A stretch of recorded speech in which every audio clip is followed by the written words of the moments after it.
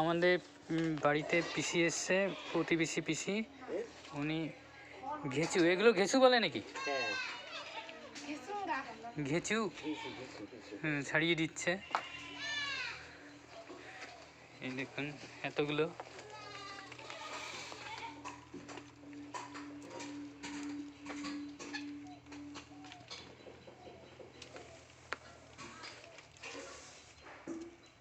তারপরে এটা গুঁড়ো করে শুকিয়ে তারপর রান্না হবে, তাই তো?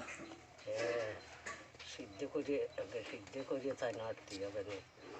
নাড়িয়ে তারপরে গুঁড়ো বানাতে হবে শুকনো করে।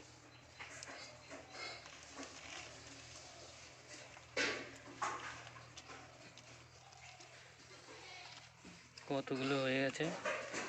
কটার থেকে এতগুলো বেরোলো? এরকম এই হচ্ছে সাইজ। এর মধ্যে এই মাটির মধ্যে লুকানো থাকে, তাই তো? মাটির মধ্যে লুকানো থাকে ওইগুলো, তারপরে ভেঙে ভেঙে ছাড়িয়ে সিদ্ধ করে হলুদ মাখিয়ে সিদ্ধ করতে হয়।